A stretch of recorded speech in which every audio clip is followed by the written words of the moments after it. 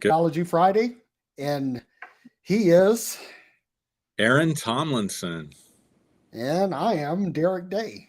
And Hey, Derrick. what are you drinking tonight before we get too far So down the road here? yeah, so I'm drinking an Irish Mule. So it's I Oh, got some Jameson Special Edition IPA. So it's aged in IPA barrels hmm with Western Sun. Didn't you have that one night? Let's see. yeah. Western Sun ginger beer. Yeah, Yeah, nice. yeah. How about yourself? Uh, I'm going light tonight. I'm having a Wolfson Zinfandel. It's Nice. a 2018 vintage. I'm gonna pour me up a real man size glass full of this. Yes, And sir. cheers to you, man. Let me get my cheers. So, I think the subject is on me tonight, and you guys please forgive me because I'm still nursing this cough, but I'm going to try to get through this. Um, Something has really been on my mind lately, and that's ambition. And there's just like anything else, there's a right hand path and a left hand path to this. There's a light way and a dark way. And when you have good ambition, this is what I've learned is that good ambition not only benefits you, but it benefits lots of people. Mm. And I remember when I was a kid, when I grew up, I wanted to be an automotive designer, car designer. hmm And and anybody that knows me knows that I spent study halls from junior high all through high school drawing cars. That was my thing. And and I thought that I'm a pretty good artist, but I'm not professional. Now, I probably could have sharpened that up by going to the Center for Creative Studies or something like that, and really hone my craft. Um, but that wasn't it, and so I had to find something else, and I kind of tinkered around until I kind of settled into the whole computer field, and then from here, and this is the thing that I'm really excited about it. I can pat myself on the back for this because I've been in this field. I got out of the Navy in 1987, and I've been in the subspecialty that I'm in for about 28 years. And in that time, I've helped at least 12 people get into six-figure careers. Mm. So, mission accomplished because I've had a great career, but I've hmm also helped a whole lot of other people. hmm And so uh, when I think about ambition, I'm like, okay, not just what can I do for me, but what is the greater good? And so one of the things that I found, excuse me, let me mute for a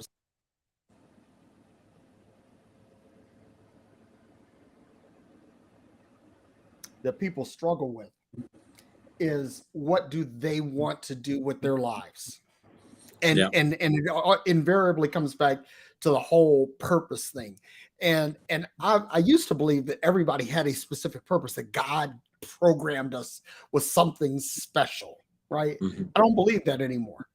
I believe that we have a range of potential and that our purpose can lie anywhere rheostatically along that line. Right. But there are a couple of things that I found that good ways to find your ambition. One is to find out, what do you really love?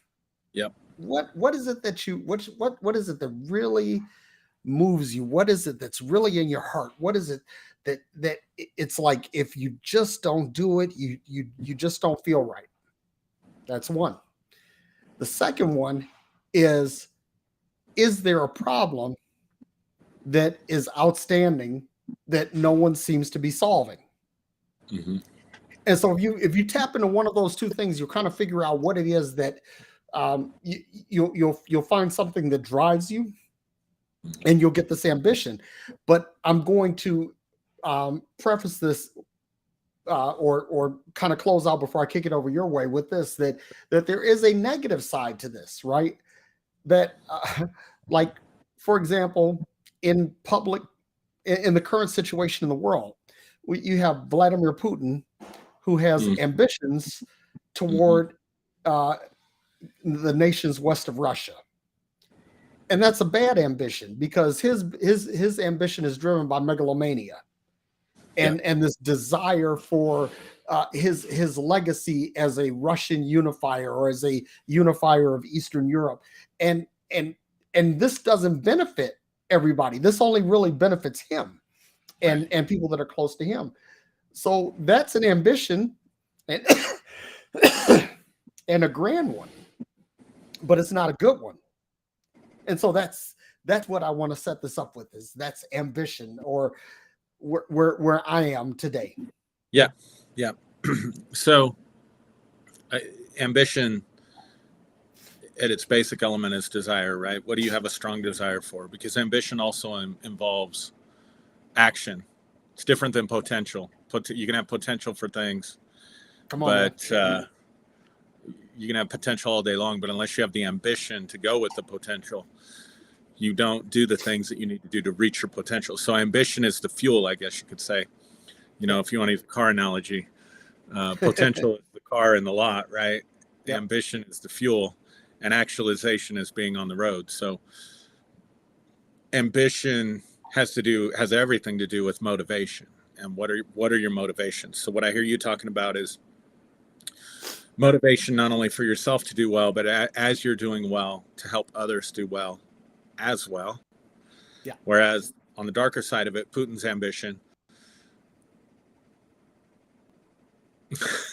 Yeah. But you know, there's a lot of that ambition, I think, not and again, I hate to, well, no, I don't hate to come back to this, but religion and politics, right?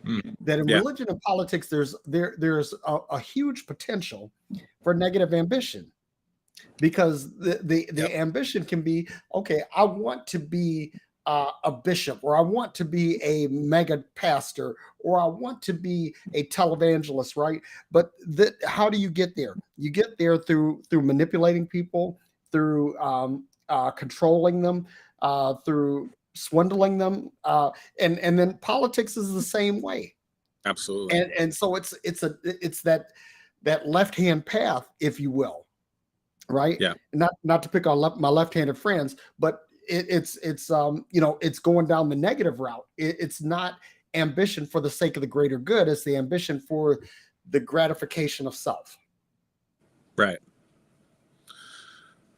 The other thing that's interesting, a couple things I was thinking about when we decided to do this topic, a couple things I was thinking about with it is, there's kind of a saying out there. I don't know who first said it, but if you have enough ambition, you can beat anything. Now, you have to nuance that, because obviously I'm never going to be a professional football player.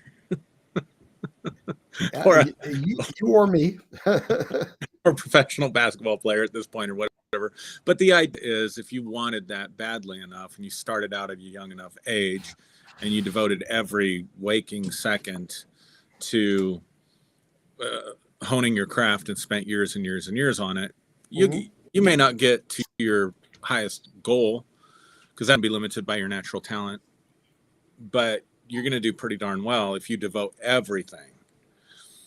And if you look at people who really achieve greatness, that's kind of their story. You know, the people that are at the top of their fields, they not only had the gifting and the desire to do it, but they had the ambition to sacrifice everything and devote and be single-minded and single-focused on what they were doing. But then you have to look at what's the cost of that. Right. I'm fulfilling this ambition at the expense of what? And So when you're defining ambition, we tend to think of ambition as something that has to do with achievement, and certainly it does. But you brought it out, so well in the beginning. Ambition has to do with what do you want to do, what do you want to accomplish, and that may be, I have an ambition for a balanced life. I have an ambition for a stress-free life. I have an ambition to improve the lives of others, but that's automatically going to take me probably out of the realm of real greatness in a specific field in terms of success and achievement, because I want to have time with my family. I want to have time on vacation. I want to have time to myself. I want to, I had a ambition for ministry, especially young, that was very focused, very driven.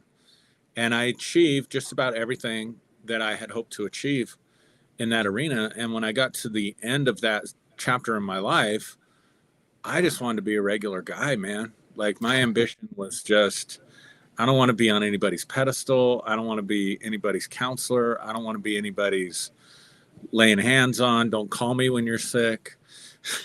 Don't look to me for a word from God. I just want to be able to have friends and enjoy my family and have some drinks if I want to, like we're doing tonight. And so I turned the page. My ambition changed, right? So what did I have to do, though? I had to give up the ministry side of things, which I was ready to do. So there's always this balance of cost versus ambition, and figuring that out in your life in an individual, it's an individual choice. And then it can change. One of the things that, like, pastors and preachers, I've talked to so many that were burned out in ministry. They were kind of deconstructing, but they had this thing stuck in their head where, Jesus said, don't swear by anything, in Matthew's Sermon on the Mount, don't swear by anything. Let your yes be yes and your no be no. And so they had literally taken a vow. They thought they were fulfilling that scripture. Well, I said yes, so I can't go back and have a no now. I can't change my mind. Right. Literally what they were doing was taking a vow. I think they totally, not that, we give a lot of weight to scripture here, but I think they totally misread that.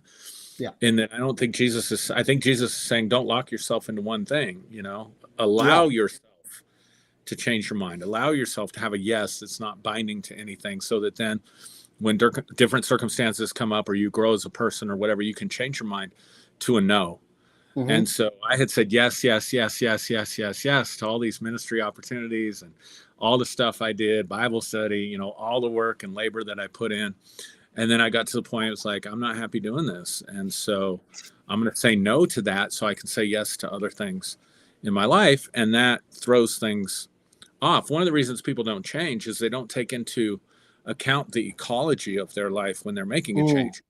Anything you put energy towards, any goal that you have not accomplished, that you put energy now towards accomplishing, you have to take away from something else. And the one I always like to use is, I would love to be in better shape and lose weight and feel better and look better and all that stuff. And I kept myself in shape for most of my life. But I was like this all or nothing person. Like, if I was working out, I was in the gym 2 hours a day, like, no kidding, 6 days a week, like I couldn't be balanced with it. And so now when I look at that, it's like, I got to give up time, which means, time away from other things that I'm doing. I've got to put my body through the strain of it.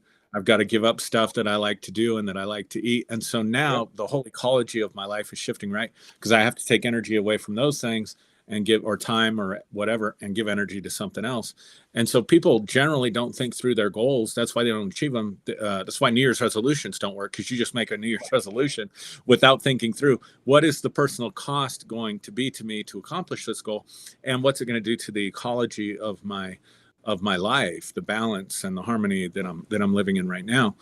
So that's why people oftentimes don't change until the pain outweighs the benefits. When like if I, God forbid, have a health crisis tomorrow, that's going to shift things for me. And I'm going to, I got to clean up how I'm eating.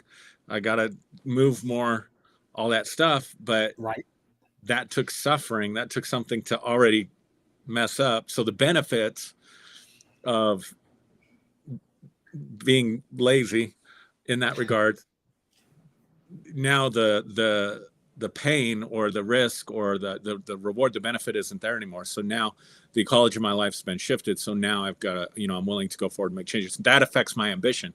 That affects my desire to do those things. Right now, I don't have the ambition. I probably never have the ambition to go back in the gym 2 hours a day. So I'm trying to figure out, but I could walk a little more. I could, I could do some light weight training 2-3 times a week or something just to keep up muscle tone, So that's how I'm trying to think about it now.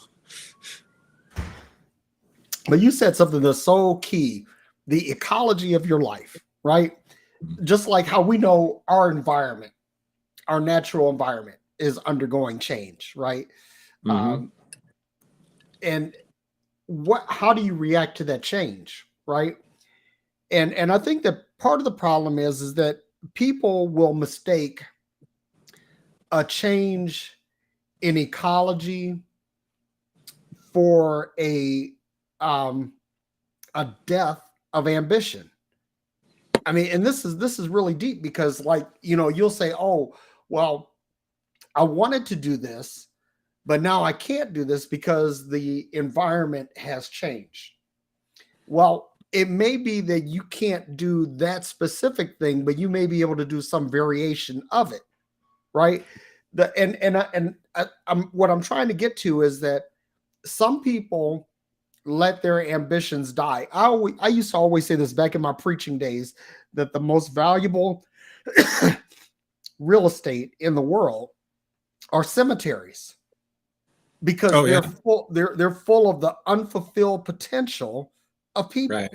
Right? People will live their whole lives and never extract their full potential from their lives, or even a modicum of it. They just don't touch it. Right. And so I was reading something today that I think of people like Samuel L. Jackson and Morgan Freeman. These are guys that were like in their 40s, 50s, right? When success hit them. Right.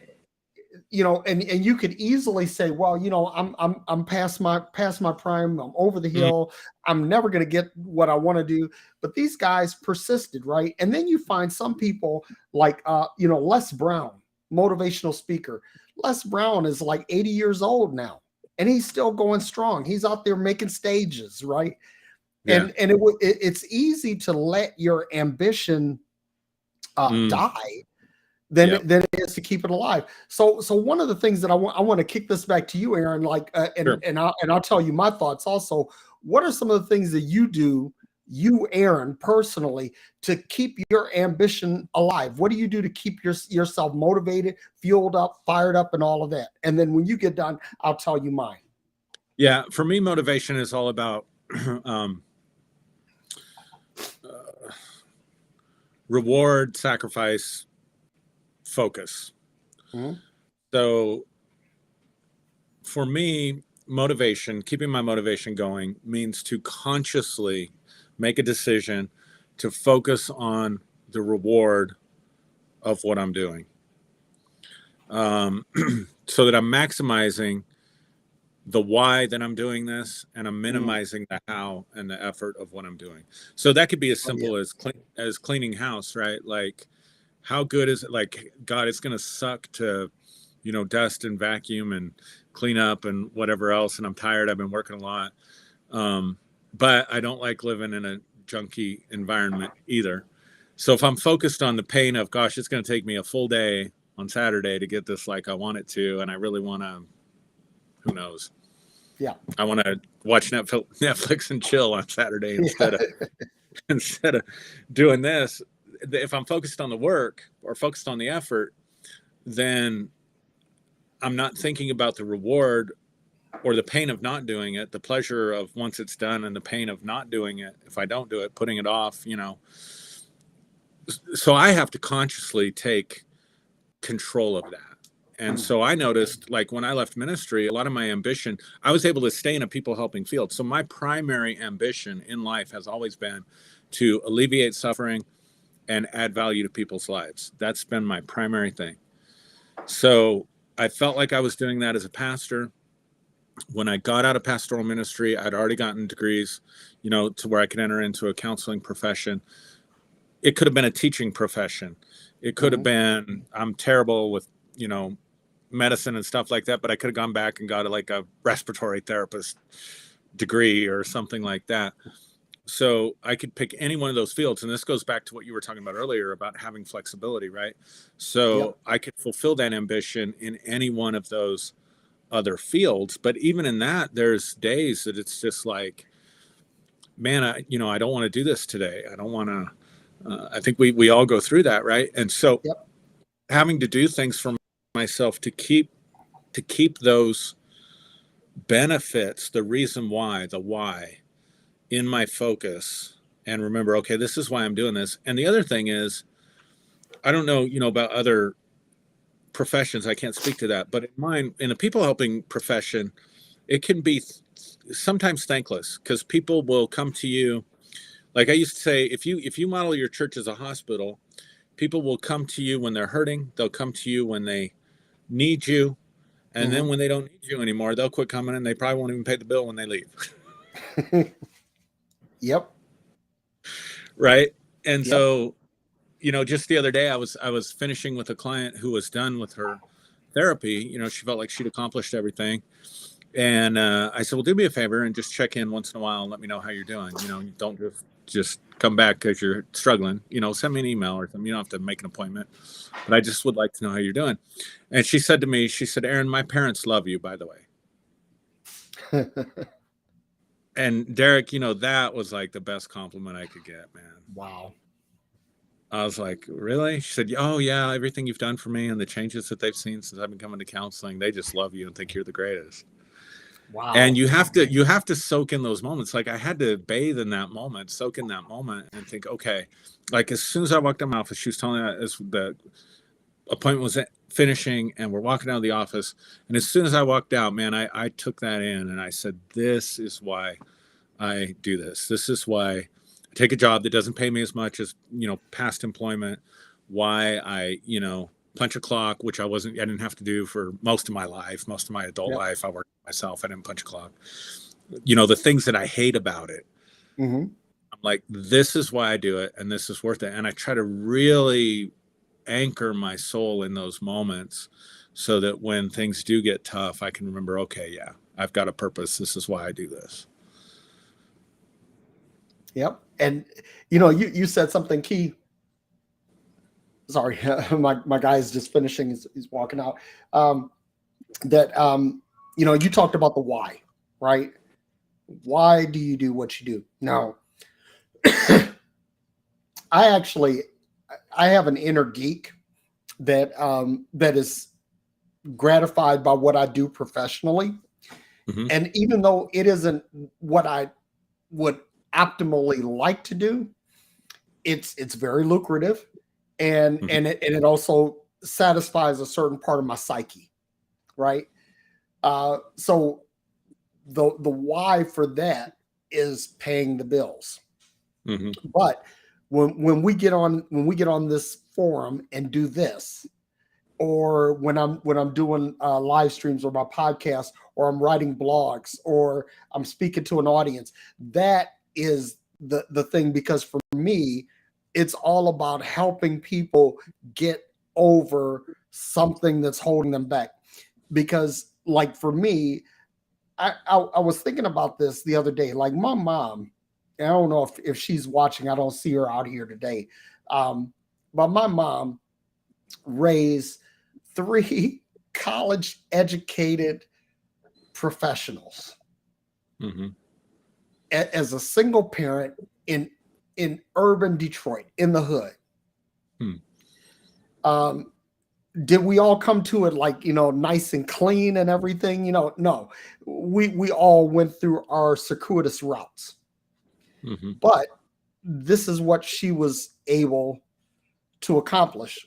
And so I tell people all the time that statistically, my brother and sister and I, we were not supposed to make it. Right. We were not supposed to be where we are. Right. My brother's a retired Army officer. My sister's an executive for General Motors, and I'm an executive in the software industry.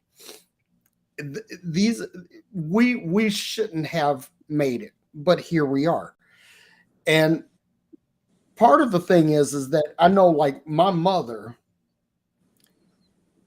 I know for her, she would work 2 and 3 jobs as she went to school to try to finish her education. And I remember how she would go out of her way. I remember my brother and I, we said we wanted a chemistry set because we were going to be like Reed Richards in the Fantastic Four, and we are going to discover superhero powers and all of that. We needed a chemistry set. And my mom couldn't afford a chemistry set, but she made a way for us to get it.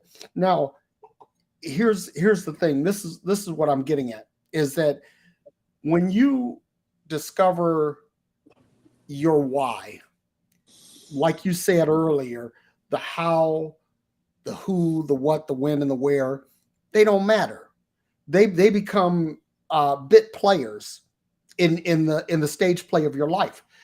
And when you discover this why, you always have a trail of breadcrumbs leading you back to that spot, that spot of origin. Now, so again, for me, it's like I have to remember, if I'm doing something in my professional life that's helping people overcome something, people overcoming not being, raised in the right atmosphere, not having the right economic opportunities, not having the right racial background or cultural background. And if I can't find a place to help them there, then I look to these external pursuits that I do to try to find it there. But I try to find it no matter what, because I'm like you, my whole life is dedicated to helping people, Right. helping people achieve, helping people reach their full potential. I used, and here's another thing I used to say when I was preaching. I used to say, I want to go to my grave like a completely wrung out dishcloth. That every bit of cleaning potential that's in me, or whatever the potential is in me, that has been wrung out, that I've been wrung dry. I love that. By the time they put me in the ground. And so that's the thing that motivates me. What have I done to turn the dishcloth today? What have I done to reach the potential of the dishcloth today? And so that's me. And what I want to say to everybody, anybody that's listening today, excuse me, is that it's never too late. It's never too late to start, and it's never too late to finish. Good. And listen, go, whatever it is that you wanted to do. I'm going to tell you one more story, and then I'm done. I had a friend that I was in the military with, and he got out and went back to school like I did. I got out and I went back to school, and then he got a seasonal position with FedEx. Mm-hmm. During winter break, and the money was so good, he never left. He stayed with FedEx, right? And so here's the thing, and this guy wanted to be a mortician. That's what he was going to school for, and he dropped out so that he could go to FedEx. He's raising his family. They bought a house. They got kids. Everything's going good. And then he realized, hey, there's this part of me that really wants to help families in need when they're grieving. And he said, and if I don't do this, he said, I'm going to be totally unfulfilled. And he talked to his wife. And at the time, his wife is now an RN because of his work for FedEx, and he's able to support the family and everything. So she says, baby, you go ahead and live your dream. And so now that's what he does. He fulfilled his dream. And this was like, oh God, we were like in our late 30s, when he went back to this. Mm-hmm. So it's never too late. Mm-hmm. Yeah. So I just want to jump on with that and encourage people in a couple of levels. Like, one of the things you're talking about, your career has allowed you to make, compared to where you were in Detroit, Oh It's God. night and day difference in terms of income and money and lifestyle and all. Let me just say, let me shoot something out real quick about that, Sure, because sure. there was the CBS affiliate in Detroit, WJBK, had what they called the swimmobiles, right? And they were mobile swimming pools that they took primarily to underprivileged neighborhoods so that the kids could swim in the summer, right? It was an outreach that they had. Mhm. And I remember what a treat it was when we could go to the swimmobile, or we could go to Palmer Park and go to the pool there, or to Rouge Park, or go to Belle Isle and swim at the beach. It was a treat, right? I've got a fucking swimming pool in my backyard. It's like, this, what was a miracle in my childhood is my normal now. So anyway, Yeah. go ahead. Yeah, but I know I've heard you say on this program, and to me personally, your part of your motivation was so that your ceiling could become the floor for your children. So Yeah. you're working for generations, and that's a powerful motivator, because it goes beyond us. It goes beyond our lives, right? So the first thing I want to say is, like, it is okay, and I want to say this because we have like some people who are bound up by religion. It's okay to make money, gang. Like, it's okay if your life's ambition is to make money, and you don't have to make it for the gospel, and you don't have to make it to build hospitals or like. Right. Let's be honest, money affords opportunity. Yep. It does.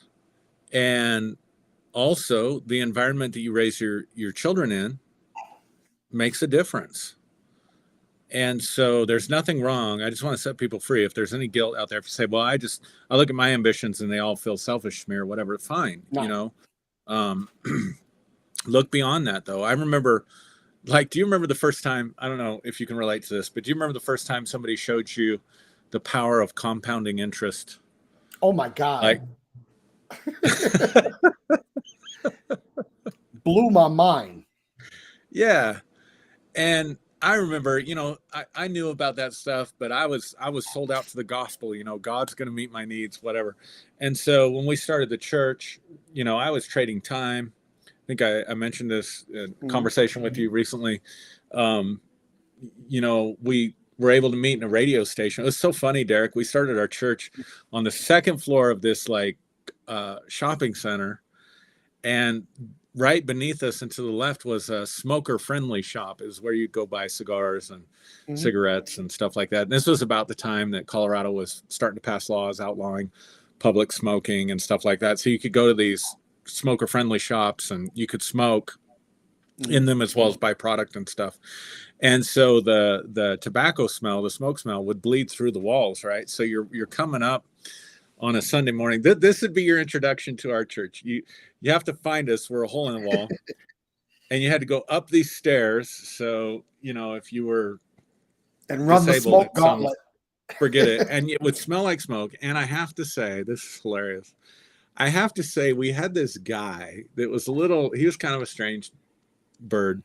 He was on our worship team. And I don't know what your starting a church was like, but when you start a church, like, you start with what you have, man. And I remember watching, God, what was the movie with Cuba Gooding years ago where he's trying to take a choir to a competition or something. And oh yeah. I can't think of it. He starts out with these high standards. You got to have musical ability. You got to be able to sing like an angel. You got to love God. You got to live a perfectly moral life. And if that's you, come join our choir. And then it would be like, okay, if you can sing good and you had a music lesson and you love God, come join our choir. And then finally he says, if you worship Satan, but you can carry a tune in a bucket, come join our choir. And I thought, man, can I relate to that, right? Yep. And so we had this guy that for whatever reason, who knows why, you would walk up the stairs. First thing you'd find is the bathrooms over here. And then our little place where we met, which was a community room for a local Christian radio station. It's just a meeting room. Brittany. The Fighting Temptations. Yeah. Thanks, Brittany. Yeah. that you would hold we'd hold our meeting in this little community room in this radio station, and you had the radio production room in the back. You had bathrooms right here, so you had the smoker friendly smell wafting, and then you had this guy that always decided he had to take this guy had to save up his bowel movement for an entire week, and for whatever reason, after worship practice, something would say release. So he would go to the men's bathroom and he would take the worst, stinkiest dump in the world. Oh so God. That by 10 o'clock, when people are showing up, you got the smoker-friendly smell choking you out, only to be greeted by incredibly awful poop smell.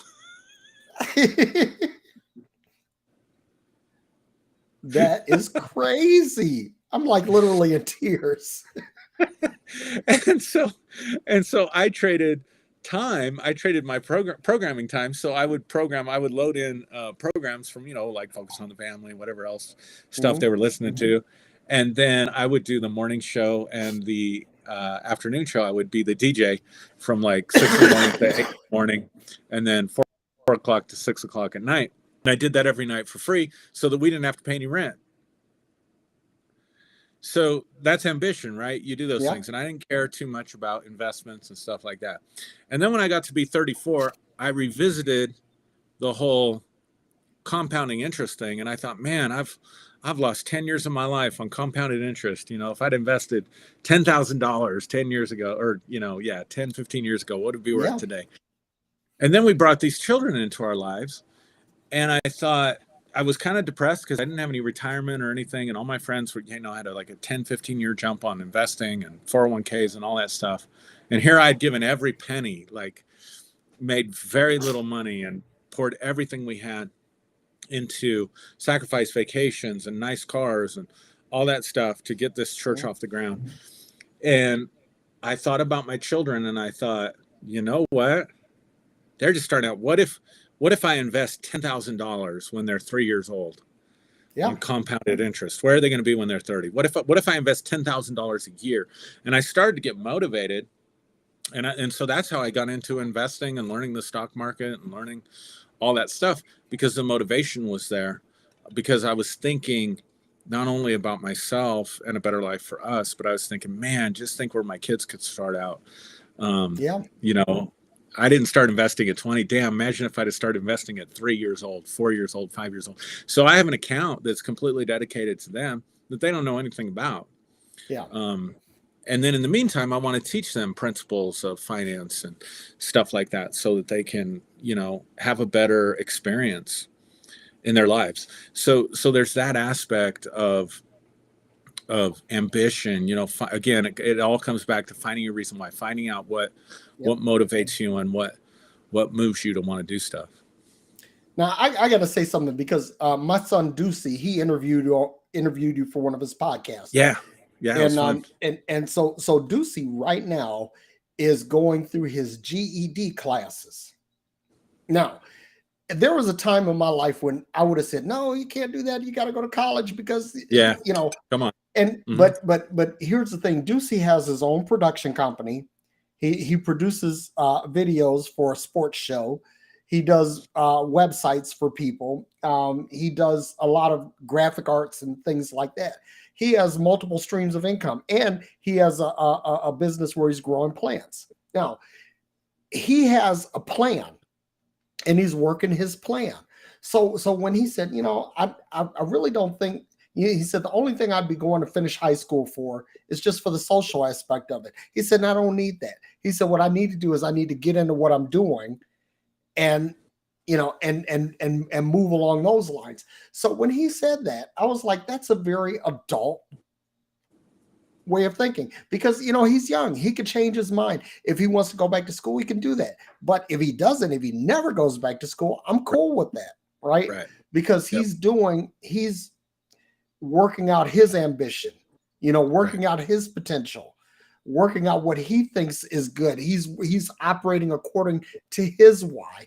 And I'm loving it. and so all of my kids, they're all in different places in terms of their ambition, in terms of their goals and all of that. But at the same time, they all have something that they want to do. They have something that they're pouring their heart and their soul into.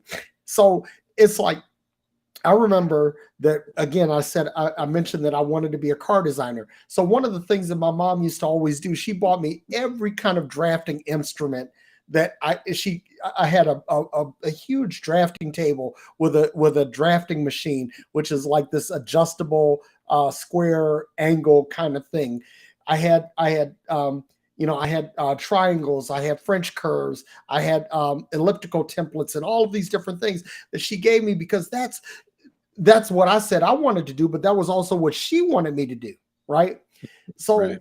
now, and this is not a knock against my mom. She was just operating according to what she thought was right. But Right.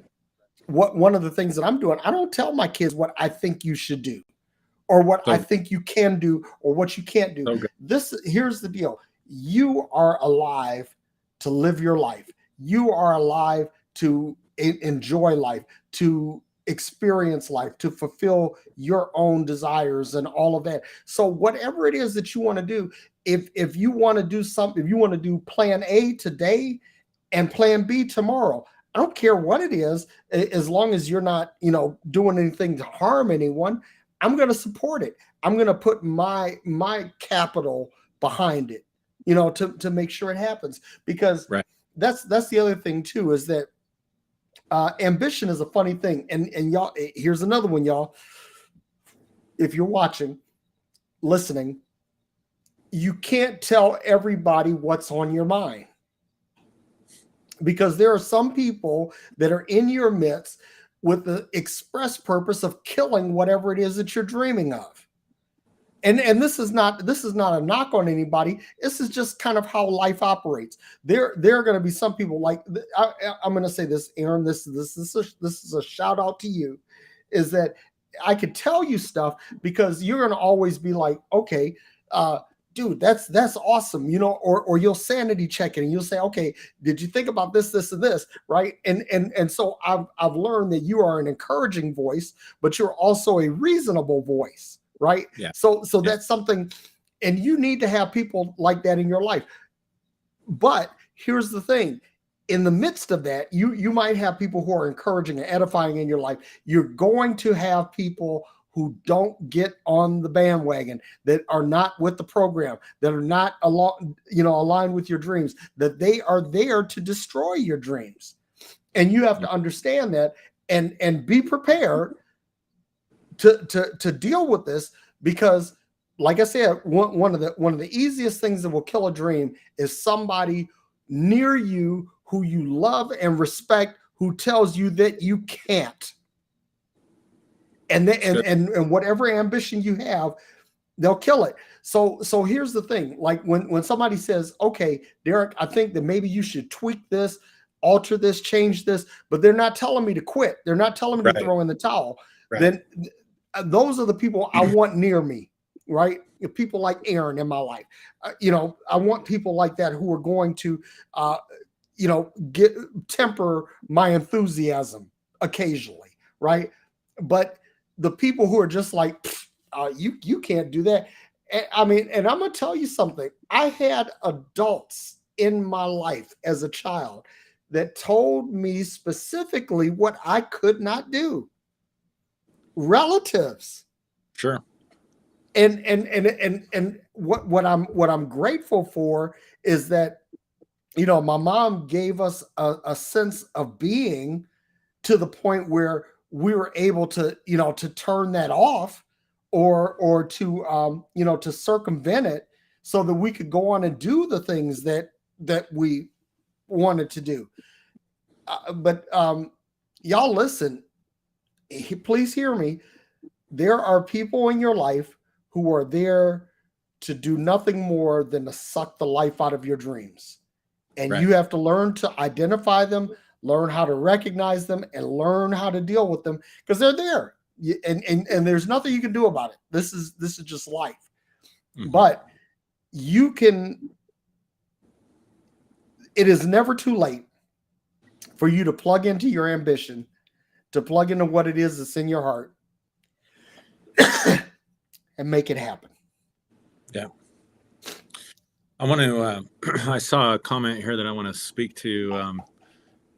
Let's see. Ditto Kitty 85. Man, it sucks getting older. You got to squint to see those little. Ditto Kitty 85 says, well, what do you do when you have ambition and a can-do attitude, and you do all you can with what's available, and you feel like you're spinning your wheels and stuff just to get started in life? And then the next comment is, please don't say keep trying. Feels like the new insanity definition. I'm not chuckling at the struggle. I'm chuckling at the comment, because if there's one thing I hate, Derrick, and I think you know this about me by now, if there's one thing I hate, it's to motivate. It's the person that has listened to all the motivational speakers and read all the books and gives you all the pat answers. Like, Yep. That's how I feel about that. You know what? Ditto Kitty, let me say this to you, right? If you have ambition and a can-do attitude and you can't do what it is that quit. Take a pause, right? Because and here's the other thing too, folks. Listen, there's no shame in quitting something that's not working. Right. It's like the definition of insanity is to keep doing something that's not producing fruit. Right? You're doing something over and over again and doing it differently, but you're expecting the same result. Yeah. Sometimes quitting is an option. Sometimes giving up is an option. Sometimes changing tracks is an option. You know, I'm not going to tell anybody because, man, I don't know if you ever did Amway, Aaron, or any multi-level marketing. I'm a little too old for Amway, but yeah. Okay. But they, the multi-level marketers, they'll tell you just stay in there, keep plugging into your upline, keep using the product. Yeah. Don't give up. No, sometimes the best thing to say is fuck that and move on. Yeah. I meant to say I'm too young. I'm a little bit too young for Amway. It was phasing out when I was old enough. I had somebody try to recruit me though. Yeah. Yeah. Oh yeah. And then I did some other network marketing, but it only took me about twice to figure out that's bullshit. Yep. I mean, it may work for other people, but it was bullshit for me. It didn't work for me. And I was going to say exactly the same thing, Derrick. I was going to say, there's no shame in quitting or reevaluating. And what I would say is hit the pause button and take some time to reevaluate. Because I agree, doing something that's not fruitful, and just to keep doing it and trying harder and all that stuff. I agree with Ditto Kitty, definition of insanity. But I will say this, and I wish somebody would have told me this when I was younger. Your vision, remember we used to preach, vision. Without vision, people perish, and write the vision and go for the vision and don't give up. Where's our organist right now? Oh, dude, I was the best at preaching that. I was the absolute, in my mind, I was the best. I'm sure there was somebody better, but I'm sure you're good. That was my jam. And so I just want to say this, your vision will punish you. Ooh, somebody write that down. It's the absolute truth. Your vision will punish you because you can create a vision and then you're always comparing your present circumstances to where you're not. Because vision is always about the future. And so you have a vision for where you want to be, and you're always running this comparison in your mind. I'm here now, it's not where I want to be. I'm here now, it's not where I want to be. I'm here now, it's where I'm working towards this. I'm working towards this. I'm sacrificing towards this. But at the end of the day, you go to bed at night empty.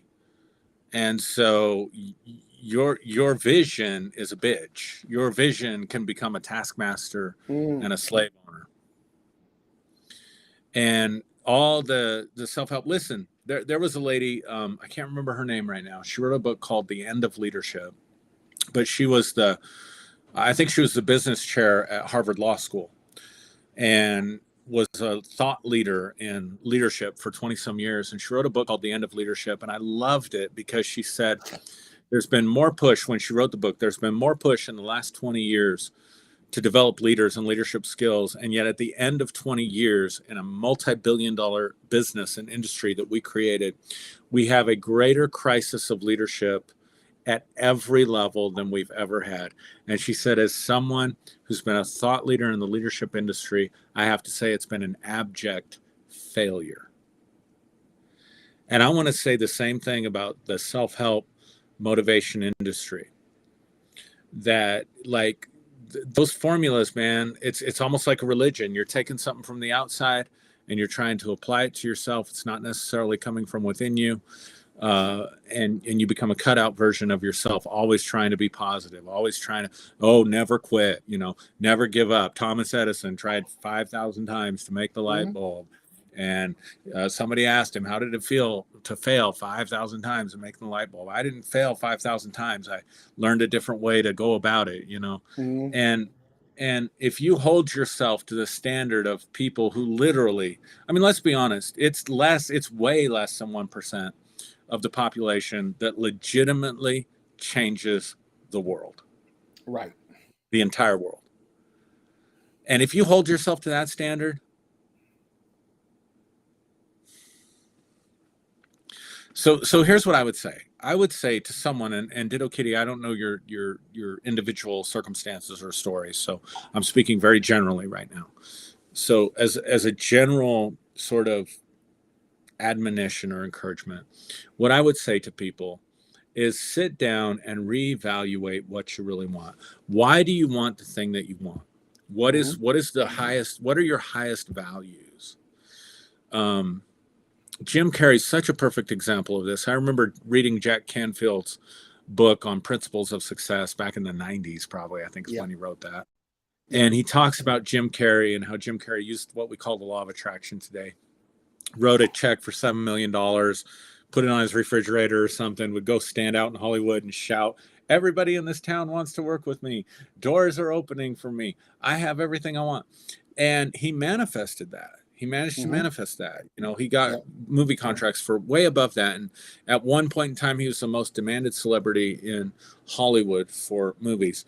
And then he went through this crazy radical thing where he had sort of a spiritual awakening, and he realized that what I thought I wanted wasn't really what I wanted. I thought using Hollywood, using fame, using fortune would be a vehicle that would get these higher level needs of satisfaction and attention and whatever met. And he said, at the end of the day, I put forth all this effort and I did all these things only to figure out that wasn't the vehicle that got me exactly where I wanted to be. And so what I would say is that our ambitions are driven by higher level values that are mostly unconscious to us. And that we get caught in this trap of thinking, I have to fulfill this one thing in order for my higher level values, which I'm going to again say are mostly unconscious, to be fulfilled. And so what I would say is take some time, go within, shut out all the voices, don't read any more books, don't go to any more seminars, don't hire a life coach. Shut out and go within and find out, what are my higher level values? If I reach success, why do I want success? What is success going to give me that's even more important than success? Uh-oh. Are you there, man? Yeah, I'm there. So okay. Can hear myself. Can you hear me? Yeah, I can hear you now. You froze up for a second. Okay. All right. So I'll say it again. What are those things going to give you that's more important to you than the thing itself? Like I had everything I wanted in ministry. The way I would describe it was I climbed to the top of the ladder and I got to the top and realized the ladder was leaning against the wrong building. Ooh, that's deep. And so many successful people find that out. So sometimes hindrances to our success are really blessings, and they're invitations to go within and find out, what is it that I'm really seeking? What is it that I'm really after? And then once you identify what you're really after, once you bring that out of unconscious realms of your mind, you bring it into consciousness, then you realize there are many different avenues that I can take. So, when I was younger and writing a vision statement for myself, shaking the city for Christ, having an impact, going to the nations, preaching to the multitudes. Well, I did all that, Derrick. Yeah. We were, 3 or 4 years in a row, we were best place of worship in our town. We they had this kind of corny category, and I didn't even know it existed, but people voted for me, this kind of corny category in the newspaper of best mover and shaker, right? And I got second place. I don't know who was beating me out. Damn them. But I got second place like 3 or 4 years in a row. I didn't even know that category existed, right? And so I had the public notoriety. I was traveling as much as I wanted. I was going into nations, Africa, Europe, Asia, Russia, Eastern Europe. I've been to Kiev. I've been to Russia, and preached to tens of thousands of people. I was consultant for churches that were thriving and growing. So all that success, only realized, damn, this is leaning against the wrong building. But so I had to refine my vision. I had to simplify it and say, I want to be a healer, and I want to add value to the lives of people I touch. Now I fulfill that every day. Now I'm punching a clock. I'm a chump. What am I? I'm ghetto. Brittany Hill, I'm ghetto because I'm drawing a paycheck from somebody else. Your ghetto ass. And I couldn't be happier doing what I'm doing. And that's part of the dilemma, because like it doesn't financially do it for me, but man, do I love going in and touching people while they're just launching, right? Like that 18 to 23, 24 year age group where they're asking those questions and they're transitioning from childhood into adulthood. And I'm a voice that they're listening to. Yeah. Dude, I won. I couldn't be happier. And so when you access those higher level values, you can find that there are many different avenues whereby you can fulfill those things. And if you're stuck and you've been trying and it's not working, all that is feedback to let you know this isn't the right avenue for you. And it's a blessing that you don't succeed, because you could be 25 years down the road, because it's always a tough decision. Listen, when you get to the top of the ladder and you realize, shit, this isn't the building I wanted to climb, and you're 45 years old and you realize I got to start over, you got to burn that bitch to the ground. And that's not always easy. Yep. And so sometimes failure is a blessing, and always your vision will punish you. I'm gonna write that down, because that is powerful. And I was thinking about something that, when the first men went to the moon, and everybody remembers Apollo 11 and Neil Armstrong and all of that, but what people don't remember is Apollo 9, the first people that actually went to the moon. And on their trip to the moon, it was said that they had to make 100 course corrections every minute up to the fail-safe point, because if they didn't make those course corrections, they'd be lost in space. Now, here's the thing, that they made those corrections up to the fail-safe point, because at the fail-safe point, they still have the option to turn around and come back. Mm-hmm. You got to understand that there are points in your life where you don't have to go forward anymore. Right. Where a full retreat is an option, and it may not be a bad option. T.D. Jakes wrote in his book, Reposition Yourself, that it is the little things that yield the biggest changes.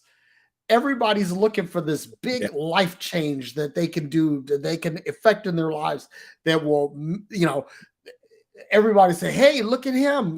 He made this big change. No, it's the little things. It's the little things. And so there are some of you out here who are struggling with your humble beginnings. You're struggling with your dream. And let me say this too, that I tell my sons growing up that greatness is in your DNA. Now, let me say this, because not every child is going to be Martin Luther King. Not every child is going to be Dolly Parton. Not every child is going to be Susan B. Anthony or whomever, right? Not everybody's going to be that. Let me say this, that for many of us, that just simple goodness is greatness for us. Yeah. Right. So if you are reaching a higher good, that may be your great. And that's okay. Because not everybody is going to be Michael fucking Jordan. And Right. you're just not. Not everybody's going to be Barack Obama. You're Right. just not. But if you can be consistently good, if you can be something that is helpful, that is useful, that is valuable to those who are around you and not just yourself, then there is greatness that is manifest in you through your goodness. Right. And I had to say that, and then I'm pretty much done there. Dude, I just want to echo that. Like I remember when I went through this awakening, it was very sudden for me. It was very I mean, there were parts of it that were progressive, but part of it was just like, I mean, I literally had a meditation experience where I realized I don't want any of this anymore. Mm. I went into that meditation one person, and I came out of that meditation someone else. Mm. And that was when I realized I've been leaning the ladder against the wrong building. And I was 45 years old. Mm. And classic midlife crisis. I'm like, I could write a book about midlife crisis. And somebody recommended to me that I read the Four Agreements. Mm. Now, there was a time in my life I couldn't read the Four Agreements because it was Toltec wisdom. Mm. Didn't come from Jesus. Didn't come from our camp. And if there was one statement in that book, I mean, that book changed my life. I thought, I recommend it to all my clients that I work with, because I think if somebody would have given me to this in my 20s, my life would have been different. Yeah. And one statement in there, he said, stop trying to change the world. The world was fucked up. He didn't say it this way. This is my paraphrase. The world was fucked up before you got here, and it's going to be fucked up when you leave. Yeah. Make your goal to be happy. And man, does religion preach against that? How many marriage seminars or books or that cockamamie bullshit. Don't You're trust unhappy in the your facts, marriage. trust your faith. Yeah, you're not happy in the marriage. It's not about you being happy. It's about you glorifying God. It's about you obeying God. This isn't about your happiness. It isn't about you. Quit being selfish. But I came to realize, Derrick, that because I spent my life trying to make other people happy. I spent my life, I realized early on, if I can preach, like I was never the hellfire and brimstone preacher. Most of the people, you'll find most of the people that went to our church, they don't sign up for the religious trauma recovery page. In fact, they're offended by it. And I've had a lot of them reach back out to me and say, that wasn't our experience with you. Like, we weren't traumatized by any of that stuff. Yeah. And because I realized if I can make people feel good, if I can encourage people, if I can motivate people, right? I can tap into their potential. I can tap into their ambition, and they can go out and do something that's going to make their life better. Again, my life vision statement, right? I want to add value to the lives of all those I touch. That was my daily confession for years. I add value to the life of everyone I touch. And I got so serious about it. Like, I would smile at the person taking my money at the grocery store. Like, I would be in that moment and think, what can I do? What little thing can I do that's going to make life better for this person? Buy Starbucks for the person behind you, because what little thing can you do to make life better for that person? And it's fun, man. I love it. And I let go of all the visions of grandeur, right? And I quit punishing myself with my vision, and I just lived in the moment. But man, that one statement. So here's what I'm thinking. Here's where my thinking's at right now. If I can be happy, because I spent a lot of my time being miserable to make other people happy. And that was my cross to bear. And I came to realize, if I can make me happy, genuinely happy, I've elevated the consciousness of humanity by one person. Come on, man. So at the end of the day, I can preach a great message and make you happy for 30 minutes in church or 45 minutes in church. And maybe you have a great Sunday afternoon, and maybe you sit around with your friends and talk about, man, wasn't that great what the pastor said, blah, blah, blah, blah, blah. You know, but then you go back to your miserable life because I figured out you got to do the work. Like, you can't come down. There is no anointing that's going to set you free. There ain't no prayer or prophecy that's going to set you on the right track. You got to do the work to make yourself happy. Yep. And I realized the person that I have the most control over to make miserable or happy in my life is me. And if I make me happy, I've elevated the consciousness of humanity. Dude, that is so powerful, because honestly, can you make anyone happy if you yourself are not happy? Right. If you're not happy yourself, I'll tell you something. It's like happiness, joy, that's contagious. Yes. And just like misery and sadness, sorrow, shame, all of that's contagious. And whatever it is that you're manifesting, whatever it is that you're broadcasting, there's someone out there receiving it. Mm-hmm. There's someone out there that has the receiver on. And so I just decided that I'm going to broadcast a positive message, a positive message. And that's what I'm going to do. And, you know, and you said something else too that I want to piggyback on, being value added. I want to be a value added friend. I want to be a value added employee. I want to be a value added consultant. I want to add value. And if I'm not adding value, then I'm not useful to you. And if I'm not useful to you, let me go. So. Yeah. So I'm curious. I don't usually highlight negative comment. I don't know if it's negative. I just want to get your thoughts on this. I want to find it here. Give me 1 second. I think I know which one you're talking about. But I'm going to let you get it. Yep. Yeah. Kind of some vague comments here because leaders like y'all. But there's this one comment. You're not happy now. That's why you're spitting on his head towards the church. We all are both former preachers. I don't understand. I mean, like, the way I'm taking that's so vague and because the leaders like y'all. Kind of cryptic. But the way I'm taking that is that you're saying, I don't know if you're saying you're not happy as in like you understood, like a person is not happy because of something, or if you're saying we're not happy. But I got to tell you right now, that is one major mind read. Yeah, let me say this. I'm going to say something. I'm just going to be blunt. Fuck you, Mookie. Fuck you. All right, that works. Because I know who he is, right? Oh, okay. And here's the thing, you know, I let go of this Jesus shit a year ago, and I've never been happier. I've never been more prosperous. I've never been healthier. I have more peace now than I ever had. And so what I found out was that for 30 years of my fucking life, I was wasting my time parroting something that I thought was working that wasn't. So no, Mookie, fuck you. But flat out. I want to highlight, this is the kind of gaslighting people do, because you're mind reading, Mookie. You're saying that you know whether we're happy or not. You don't have a fucking clue. All you see is this, right? So I can honestly say this: when I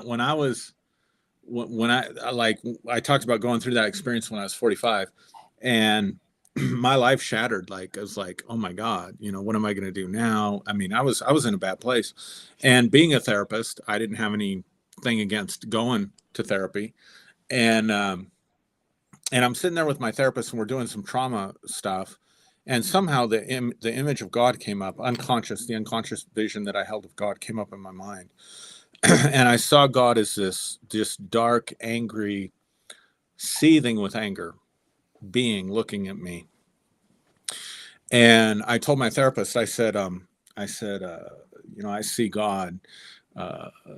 And she said, is he sitting in judgment of you? And I said, no, it's not judgment, it's wrath.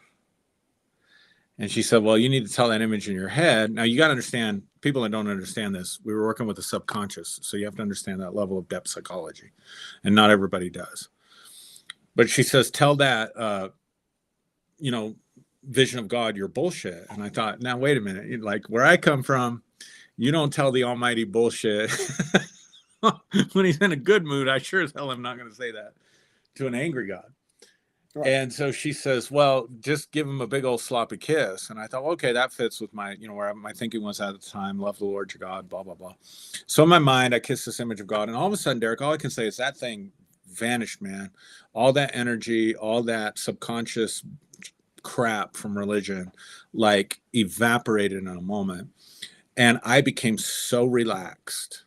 I became so relaxed that I went home and I was looking in the mirror and I'm like, I couldn't believe how tense my face was.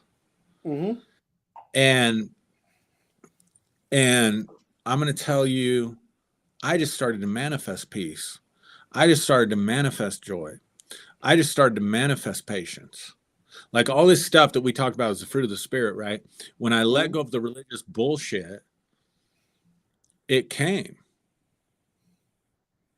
And I'm with you, man. I'm happier. I'm more peaceful. I'm more certain. I'm more solid than I've ever been in my life. And so for someone, but see, this is kind of gaslighting that people do because they project their reality of Jesus is the way. Jesus gives us abundant life. Jesus gives us peace. Jesus gives us joy. And that's the narrative. And if you go against the narrative, there's a problem. So we minimize you in the church. If you're not happy, clappy, if you're not healed, if you're not all this stuff, we marginalize you in the church because you're not fitting our narrative. And if you come out and you start saying this is bullshit, then we really have to marginalize you. So what we do to marginalize you is we don't dialogue with you. We don't engage with you. We don't ask you, how are you doing today? We mind read you and we gaslight you. And so that's exactly what that was. And I'm in full harmony with everything you said. Yep. Dale asked, what is your thoughts about Buddhism? Listen, you know what? Let me tell you something. If you want to meditate, right? If you want to ruminate on a thought, ruminate on a thought. But if you're doing it as some religion, as some, overarching, methodology, fuck that, man. All religion is bullshit. That's me. I'm not speaking for Aaron here. I'm speaking for me. But I'm gonna do something here. Hang on for just a second. Sure. I'll go ahead and throw my thoughts in if that's okay. But I have a personal struggle with the romanticism that the Western world and America has with Eastern religions, with Hinduism and Buddhism. Part of that is knowing lots of people from that neck of the woods and knowing the situation of people in India and the kind of fruit that has brought out. But you have to remember, these are ancient religions as well. And Buddhism, to speak to that specifically, we import the technologies of Buddhism to try to improve our lives. And by the technologies of it, I mean the meditation and all that stuff. But we don't really dive into the philosophical underpinnings of Buddhism. And to a Buddhist was trying to get out of here. Like the world was hell for them.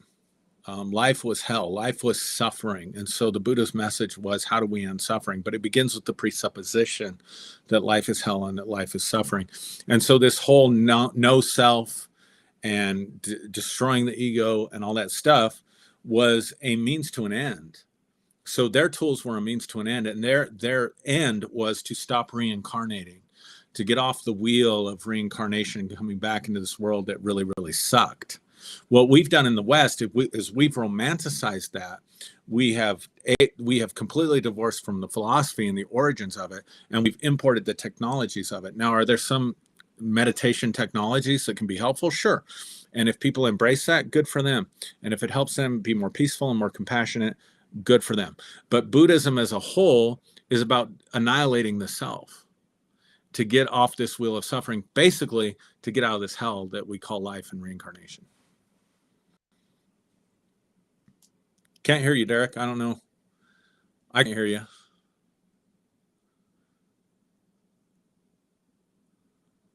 I can't hear you, Derrick.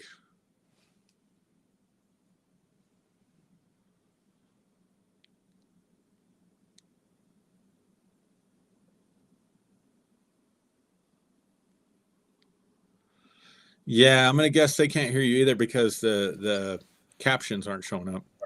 Okay. No, can you hear me now? Yep. Okay.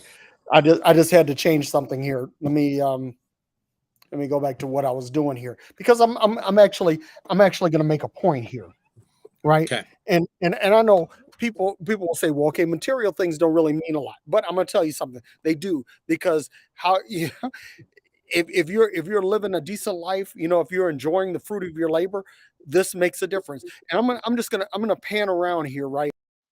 This here, folks, is my back. This is Mm. my backyard. This is my backyard. Now, all of this happened.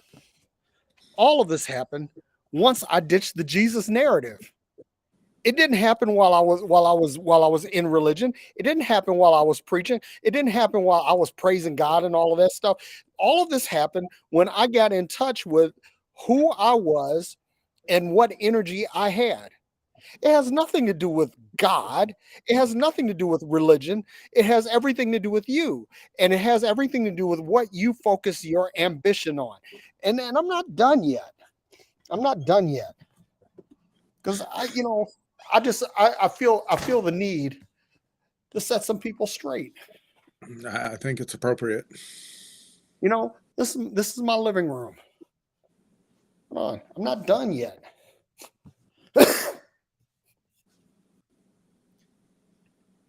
This is my office.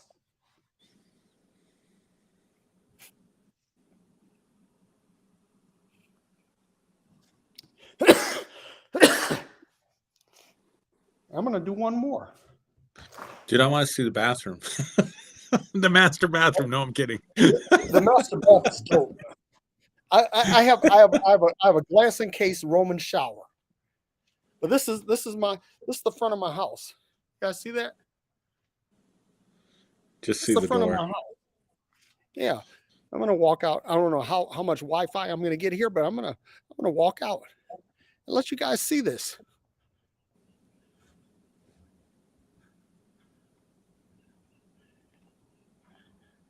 Now, that's how I'm living. Y'all see that? Now, I'm not saying that. Listen, Aaron, I'm not the guy to boast. I'm not. No, I know you're not. No, I know you're not. I'll vouch for that. But God damn it, it's like. But you're not happy, Derrick. You're not happy. So, Oh, I'm not happy. Yeah, I'm not happy. That's the thing. People will sit up and judge you, and say, well, you're not happy because you don't have Jesus. Man, what I discovered is I don't need fucking Jesus. I don't. That's my discovery. Now, you can take that and pack it up any way you want to. Yeah. But here's the thing, that I had an ambition.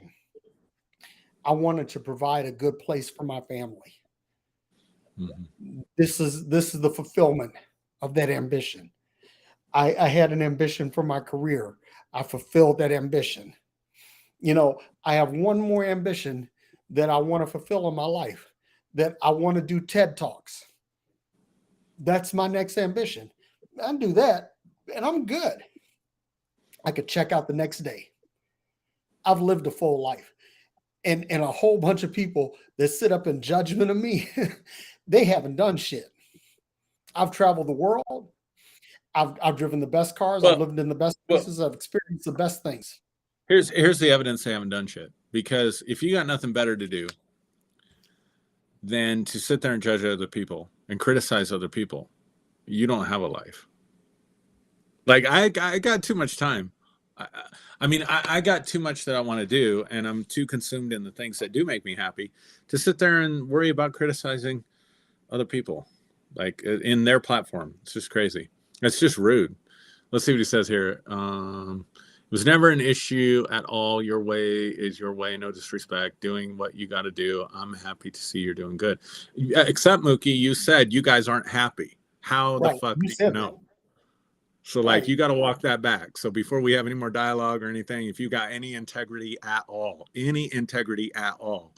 You need to Now, walk that back. I'm going to say something because see, he's a spiritual son of my friend Jay Ross back in Phoenix, right? And you tell Ross, because Ross knows me, and Ross knows I'm happy. Ross knows I'm happy, Mookie. I don't need you to decide whether or not I'm happy. Yeah. I generally don't address people personally like that. But man, honestly, right now, today, this moment, fuck you. Serious. So Yeah. I mean, Mookie, just kind of learn from that dude. Like, or I guess you're a dude. I don't know. yeah, he's a dude. He's a dude. Anyway, he's not going to walk it back, so that's all right. But anyway, had an Yeah, integrity. but anyway, yeah, let's keep it moving. Yeah. So anyway, you put the link out there. So Yeah, if anybody wants to join in, you know, and join in and participate in this shit show, feel free. But you know, it's important. Like part of what we do here is modeling, right? So modeling dialogue and discussion, but also you can push back against the fucking gaslighting religious bullshit and abuse. Yeah. Like one of the things that if someone's in an abusive relationship, a domestic violence situation, one of the things that can be incredibly healing and important for them is to stand up to their abuser. And so, you know, I'm just not taking religious abuse, especially when it's nonsense. Mind reading nonsense. And I'll tell you something, man. I at this point in my life, I'm not taking any shit off anybody because here's the thing: if you don't like what I say, ignore it. Keep on moving. Yeah, right? exactly. Not that hard. But if you come at me sideways, pack a fucking lunch because it's on and popping. Yeah. Yep. That's what I'm saying. I had a principle when I was in ministry, no one could speak correction to me that I did not know absolutely loved me and had not shown investment in my life. Yep. So if you don't have any investment in me and you can't show me that you love me in a tangible way, and I don't know you and you don't know me.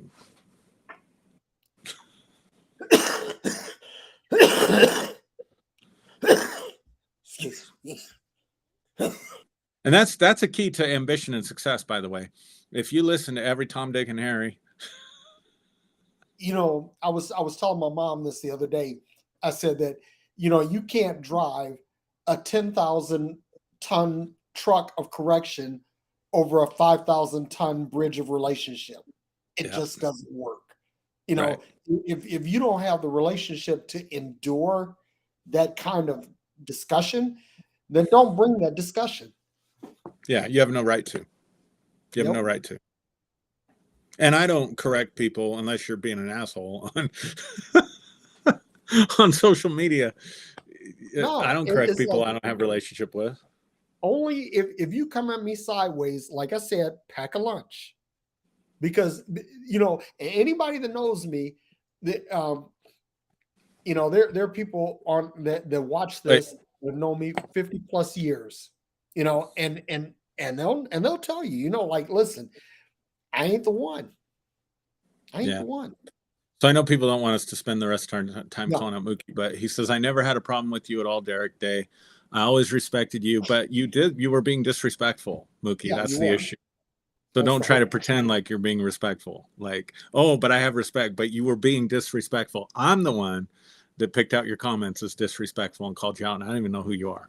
So if I could see you were being disrespectful and having a relationship with you, you were being disrespectful. So now, again, you're being dishonest and not showing integrity. All right, that's all I'm going to say to Mookie. Yeah, because this is not the Beat Up Mookie show. Yeah, I know. But anybody that wants to join in, please feel free. Click the link. I'll post it down here one more time. You know who I would love to get on here? I would love to get Brittany on here. Who? Brittany. Brittany's always I in would the too. show. Yeah, she's always got good stuff to share too.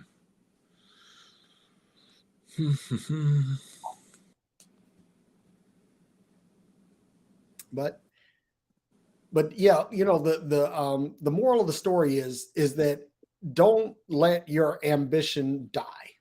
You know, if you need to reformulate it. If you need to alter it according to your ecology, as Aaron said earlier, alter it, change it. There's no shame in that. And listen, there's a reason why in football there is a thing called a punt. Oh, Brittany says she's driving. It's funny because when I first looked at it, I thought it said I'm drinking.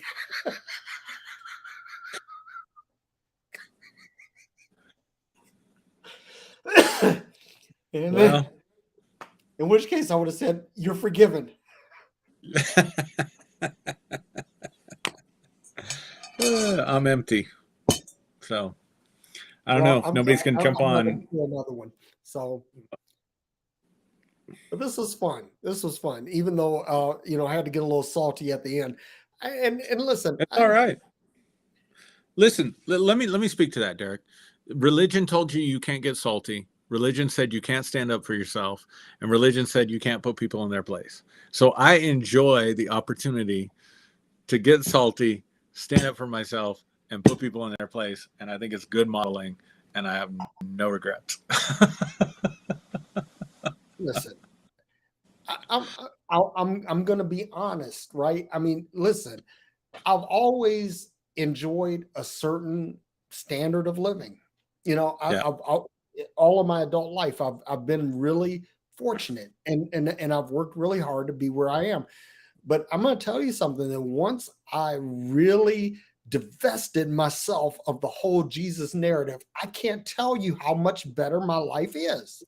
I can't even begin to tell you. Dale is like, is your mom watching? No, unfortunately, she's not. My mom, God bless her. And I said this, and I said this to her face. She's the only human being I know that can fuck up an iPhone. She's the only one. It's like kids, like my kids were like 6, 7 years old when they got their first iPhone, and they, just figured it out, But my mom, I don't know what she's technologically challenged, and I'm wondering, how could I come from that, Right. But what's funny is that my dad is technologically challenged too. So I'm like, what happened here? Am I an alien baby or what? I wrote the book on technologically challenged. No, dude, you're good. You're good. I've worked with you, so I know where you are. You're good, but no. Shirley Day can fuck up an iPhone. I've said that to her personally, so I don't have a problem. Dude, that was my dad. That was my dad. I don't know what the hell my dad would do to computers. Like, he would just hit the mouse and start driving, as we would say. And my sister, who's more technologically gifted than I am, would always be the one he'd call to fix it. And she was just like, what the hell? Like, I didn't even know it was possible to do that on a computer. All right, man. I guess if nobody else is joining, then I guess we're pretty much tapped out, man. I've had more fun than the law ought to allow tonight. So yeah, me too. It was a good topic. I hope it encouraged people. Hope it helped people. Yep. It encouraged me. I mean, like, I would do this, Derrick. And I know you feel the same way. I would do this if nobody showed up. Yep, I sure would.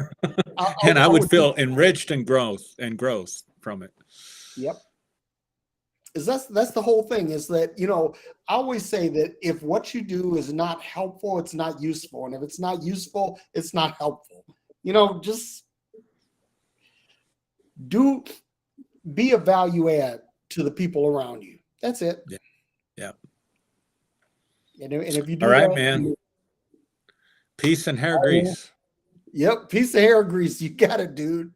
All right. Love you, man. And we'll talk later. All right. Sounds good. Peace.